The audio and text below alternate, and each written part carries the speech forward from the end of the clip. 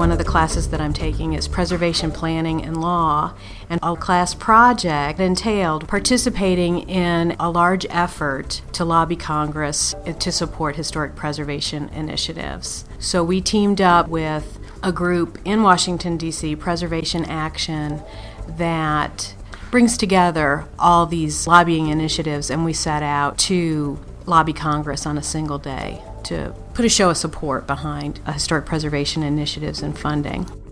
Before we went, we did a lot of research about each congressman or senator, about their particular interests, and talked to them based on what they were interested in. For example, if they're interested in housing, we sort of tried to pitch preservation from the housing perspective.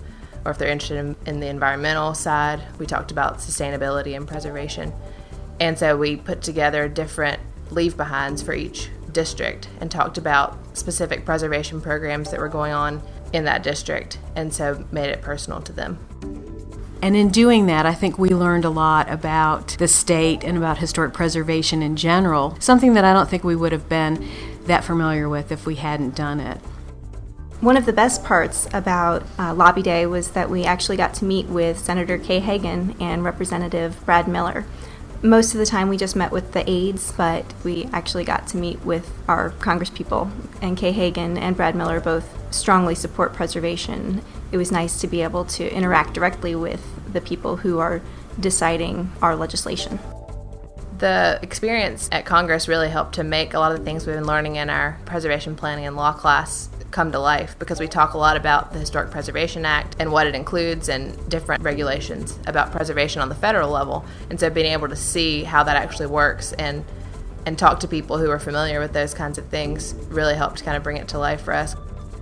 We learn in class from a theoretical perspective, but how to synthesize that and articulate it in a more popular or contemporary way. For instance, how rehabbing an old building is the ultimate green building, which is a common buzzword, or how tax credits can stimulate the local economy by providing jobs, economic incentives, affordable housing. So these are just examples of how we learned how to articulate and synthesize sort of the theoretical with the contemporary, the real, what's going on in the world around us. So at the beginning, I was really nervous about being able to find offices and that kind of thing, but now I feel like an expert and I could go and talk to congressmen all day long and find where they are and that kind of thing.